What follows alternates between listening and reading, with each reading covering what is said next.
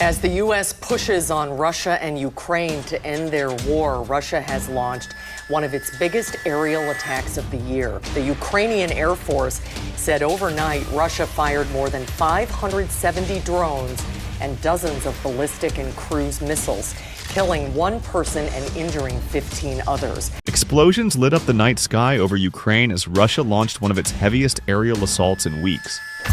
Hundreds of drones and missiles filled the skies, striking deep into Ukrainian cities far from the front lines. This dramatic escalation came at the very moment new diplomatic initiatives were gaining momentum. So what does this mean for the conflict, and where do peace efforts go from here? Let's break it all down. A night of fire, the scale of the strikes. In the early hours of Thursday, Ukraine experienced what officials described as the largest wave of Russian attacks since July. The Ukrainian Air Force reported 614 drones and missiles launched during the overnight bombardment, with 577 intercepted mid-air. Even with a high interception rate, dozens of projectiles broke through, leaving destruction on the ground. Cities far from the traditional front lines like Lviv and Mukachevo were hit, signaling a wider geographic spread of Russian strikes. Residential neighborhoods, nurseries, and even industrial plants came under fire. For many Ukrainians, the night carried both a sense of routine and shock. Air raid sirens have become part of life, yet the sheer scale of this assault stood out. The sound of drones buzzing overhead, followed by the sharp crack of interceptions and the thud of explosions, created an atmosphere of unease across multiple regions. International observers quickly noted that the attack represented not just a military maneuver, but also a psychological one, designed to remind civilians that the conflict touches every corner of the nation. Ukraine's Foreign Minister Andriy Sybiha called the assault a stark reminder of why peace talks remain so critical. His words highlight the intersection between escalating military pressure and the urgent push for diplomacy. Western Ukraine under fire. What made this round of attacks particularly striking was its reach into Western Ukraine. Traditionally, Russian missiles and drones have concentrated on eastern regions closer to active fighting. But this time, the bombardment stretched across the country. In Lviv, a historic city and cultural hub, residential homes and a nursery were damaged. One person lost their life and several more were wounded. In the Transcarpathia region, near Ukraine's borders with Hungary and Slovakia, 15 people were injured when a U.S. electronics manufacturing plant was struck. Officials noted that the facility produced everyday goods like coffee machines, hardly military targets, yet now part of the battlefield's devastation. Western Ukraine has often been seen as relatively safer, serving as a hub for displaced people fleeing conflict in the east. The strikes shattered that perception. For families who relocated to Lviv or surrounding towns, believing they were out of reach, the attacks brought new waves of fear. It also raised concerns among neighboring European states as explosions occurred mere miles from their borders. Analysts point out that expanding the conflict into Western Ukraine may serve to unsettle Ukraine's allies, reminding them that proximity carries risks. This expansion of targets underscores how the conflict continues to evolve. Civilian life, industry, and infrastructure remain exposed, with strikes reaching closer to European borders. The weapons behind the assault. Ukraine's defense forces reported that Russia used a combination of hypersonic, ballistic, and cruise missiles in the overnight attack. Launch sites stretched from western Russia to the Black Sea and Crimea. Each weapon carried its own destructive capacity. Hypersonic missiles travel at speeds too fast for many defense systems to intercept. Ballistic missiles strike with enormous force, making them especially devastating for infrastructure. Cruise missiles allow precision targeting over long distances. By combining these types, Russia sought to overwhelm Ukraine's defenses.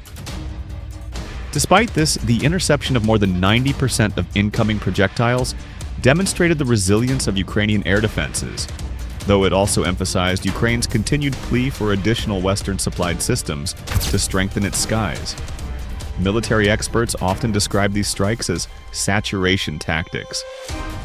By launching hundreds of drones alongside missiles, Russia forces Ukraine to expend costly interceptor ammunition, stretching resources thin. Each interception is a success, but also a drain on supplies that Ukraine needs to replenish. This asymmetry of cost is part of the broader strategy, using relatively cheap drones to trigger the use of expensive defense systems. At the same time, the psychological effect of hypersonic weapons cannot be overstated. Even if only a handful penetrate, their speed and power are enough to remind civilians and decision-makers alike of the risks they face. Diplomacy in motion, the Trump factor. Interestingly, the attacks came just as diplomatic efforts appeared to be intensifying. U.S. President Donald Trump has placed himself at the center of ongoing initiatives to broker peace. Recently, Trump met Russian President Vladimir Putin in Alaska, followed by hosting Ukrainian President Volodymyr Zelensky and European leaders in Washington. Initially, Trump proposed a trilateral meeting involving himself, Putin, and Zelensky, but his position shifted. Now I think it would be better if they met without me. If necessary, I'll go.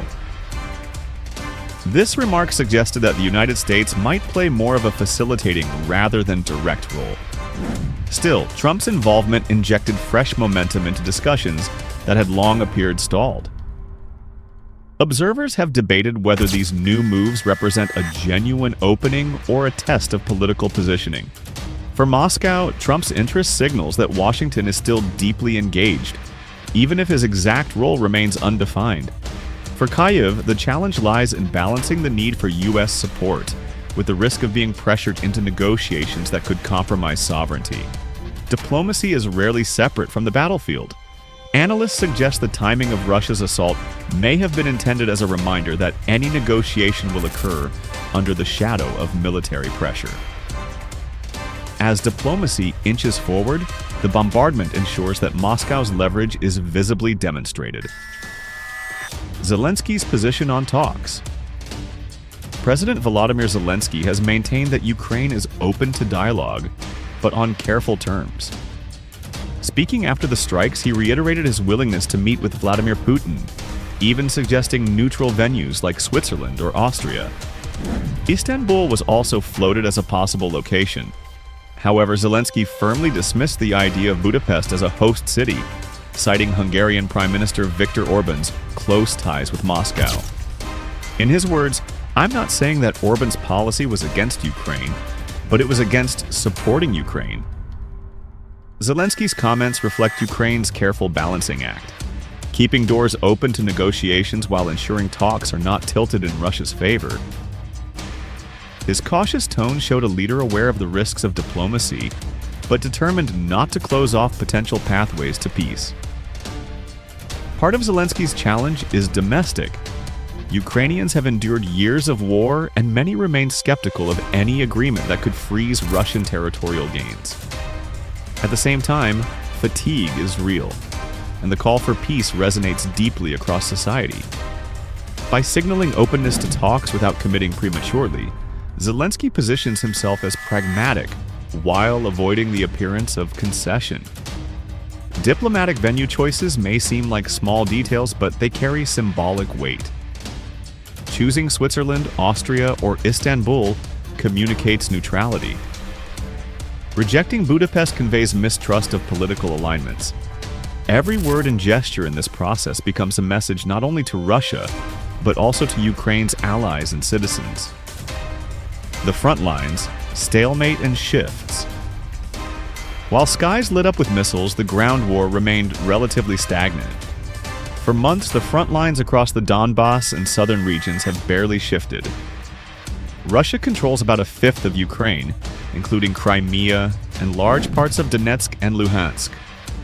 Recently, Ukrainian officials reported that Russia was moving troops toward Zaporizhzhia, one of 4 regions Moscow now claims as its own. This troop movement suggested preparations for further clashes, even as the battlefield overall stayed locked in stalemate. The image of stalemate, however, hides the intensity of daily skirmishes. Both sides exchange artillery fire, launch drone raids, and attempt small advances. Yet without major breakthroughs, the conflict appears frozen in place. For soldiers, it means enduring relentless pressure with little visible change.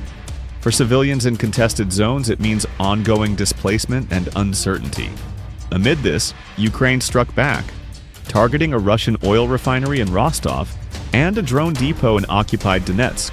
These counterattacks showed that Kyiv remains capable of reaching deep into Russian-held territory, complicating Moscow's supply lines and strategies. Such actions also serve a symbolic purpose. They demonstrate that while Russia can strike broadly, Ukraine can also retaliate effectively, keeping the conflict reciprocal rather than one-sided. The civilian cost and infrastructure strain. Every new wave of strikes brings with it a heavy civilian cost.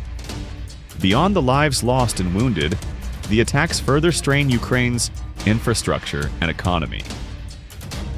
The damage to the U.S. electronics plant in Transcarpathia highlights how foreign investment and industry are increasingly vulnerable. Residential areas, schools, and nurseries being hit carry another layer of consequence. The displacement of families, trauma for children, and the steady erosion of daily life. For many Ukrainians, survival now means enduring recurring blackouts, disrupted supply chains, and uncertainty about whether the next night will bring more explosions. The damage is not only immediate. Rebuilding homes, repairing factories, and restoring electricity grids requires resources that are already stretched thin. Economists warn that sustained infrastructure damage threatens to undermine Ukraine's long-term recovery, even if hostilities eventually end. Each destroyed building is more than rubble. It represents lost productivity, lost shelter, and lost stability.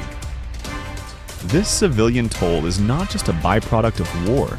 It is part of what sustains Ukraine's call for enhanced air defenses and broader international support.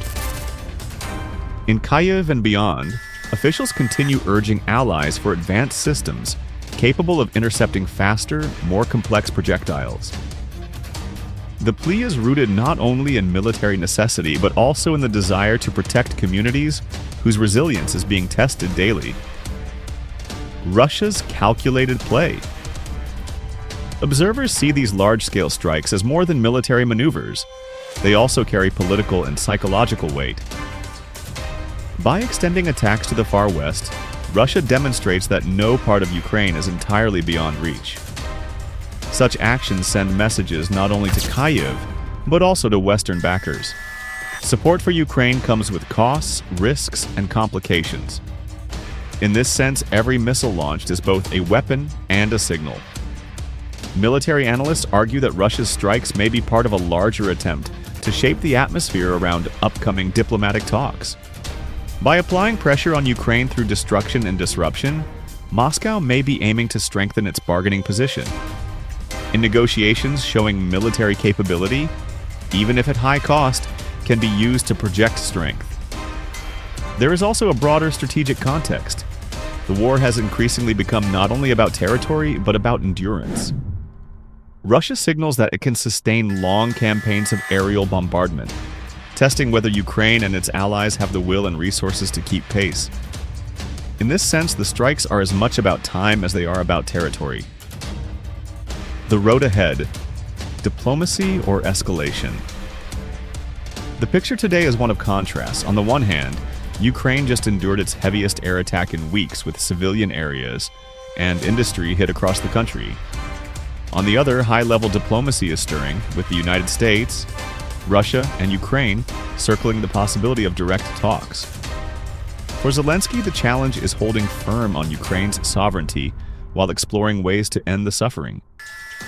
For Putin, the calculus is whether military pressure strengthens his hand at the negotiating table. And for international players, particularly Washington and European capitals, the task is to balance military aid with diplomatic pressure. The stakes could not be higher. The next few months may reveal whether this conflict continues to grind on in bloody stalemate, or whether new avenues for peace begin to open. For ordinary Ukrainians, the reality is immediate. Each night brings the possibility of air raids. Each day requires resilience, rebuilding, and hope. Whether diplomacy or escalation wins the day, the human dimension of the conflict ensures that urgency remains at the forefront. The conflict in Ukraine continues to evolve, shifting between the battlefield and the negotiating table. What do you think? Do these latest strikes push the prospect of peace further away, or do they increase the urgency for dialogue? If you found this deep dive useful, make sure to like this video, subscribe to the channel, and hit the notification bell so you don't miss our next analysis. And don't forget to share your thoughts in the comments. I'll be reading and engaging with your perspectives.